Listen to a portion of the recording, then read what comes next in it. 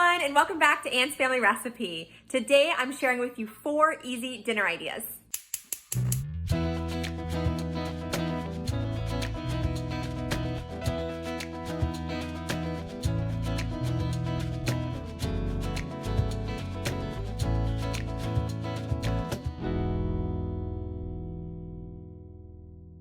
This video is a collaboration with my friend Tiff from the channel Small Town 6. If you are looking for more dinner recipe ideas, definitely check out her channel. She is a wealth of easy dinner ideas over there. She also is a fellow Aldi shopper and lover like myself, so she shares a lot of grocery hauls from both Aldi and Walmart on her channel. Plus, you should follow her on Instagram because she makes some really funny reels as well. So after you watch this video, make sure you head on over to Tiff's channel, Small Town 6. I'll leave it linked in my description box below. You can subscribe, leave her a comment and tell her I sent you there, and give her video a thumbs up too. Also, if you are new here to my channel, welcome. Hello, my name is Anne. I'm married, I have 5 kids. I love to cook, so I share all kinds of recipe videos here on my channel. I also love shopping at Aldi grocery stores, so I do a lot of what's new at Aldi videos and shop with me videos here too. And the occasional travel vlog, although with 5 kids, we're not traveling too much anymore. But I hope you will subscribe to my channel and give this video a thumbs up too.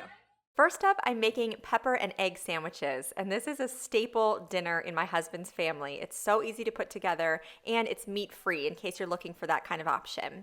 So I'm starting with some colorful bell peppers here. I ended up just using my orange and yellow, and then in a nonstick skillet, I added about a tablespoon of olive oil over, I would say, medium-low heat, and then I tossed the peppers around. You don't want the heat to be too high because the outside of the peppers will burn before the insides get soft, and you do want them to soften a little bit. And I seasoned them with some salt, pepper, and garlic powder and just cooked them until they were done. After they were finished cooking, I removed them from the pan, and then in the same skillet, I made some scrambled eggs. So that's pretty self-explanatory. Here I'm cracking, I think I used 6 eggs total. I added a splash of half and half and whisked it together. And then I used a rubber spatula to cook my eggs, again over medium-low heat.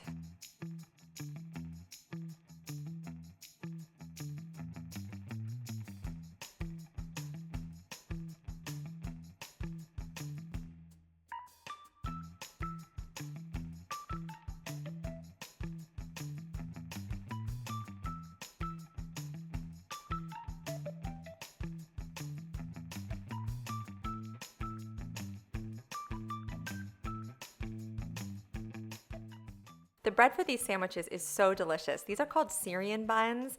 We get them in my husband's hometown here in Pennsylvania, and there are a lot of Middle Eastern restaurants where he grew up. So a lot of the local grocery stores actually carry these Syrian buns, and they are so pillowy soft. They're kind of like an oversized hamburger bun, but have a way better texture than that. They're really great for this sandwich. So I used 2 slices of provolone cheese. That's my husband's favorite for his sandwiches. A large helping of scrambled eggs on top, and then the sauteed peppers, and that's it.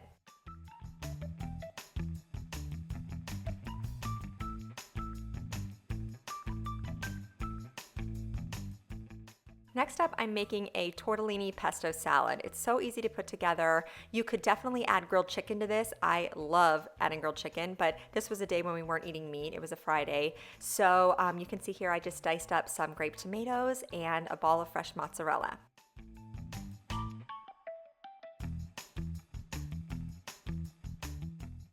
Next, I boiled a package of tortellini pasta and then drained it.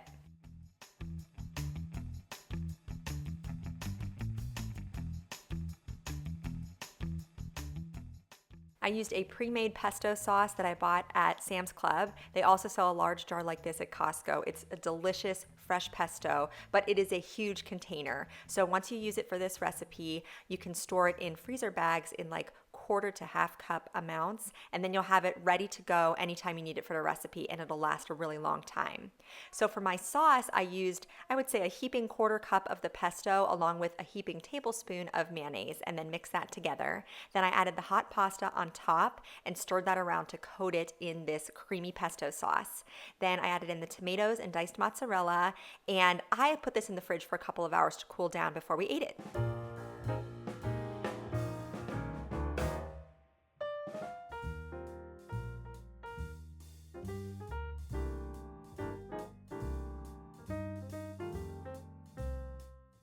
And I just wanted to show you here that we serve this with a side of fresh fruit.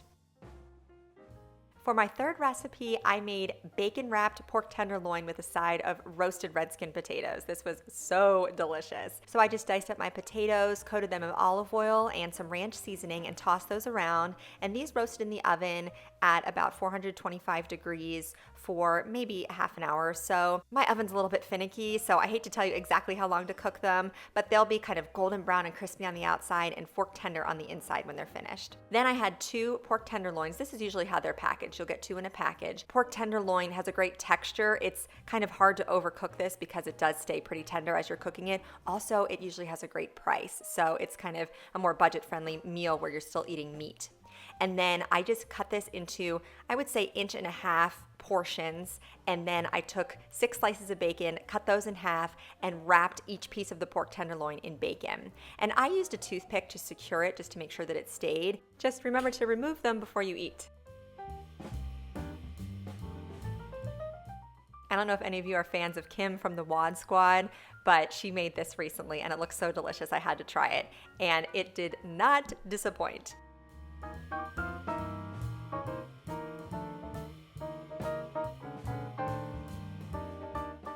To season the pork tenderloin, I sprinkled salt, pepper, and garlic all over the one side, and then I had my cast iron skillet preheated over high heat.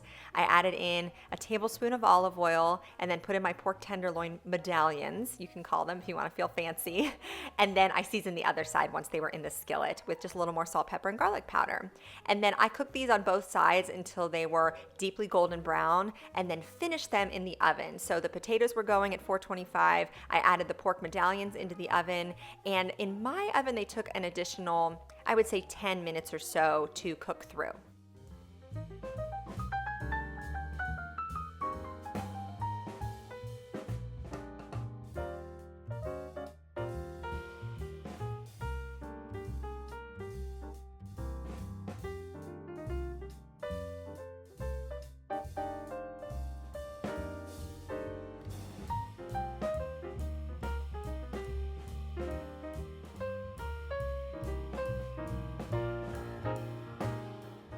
And for pork tenderloin, you're looking for an internal temperature of at least 145 degrees. So on the finished plate, we had the bacon-wrapped pork medallions, so incredibly flavorful and juicy and tasty, my ranch roasted potatoes, and some frozen green beans.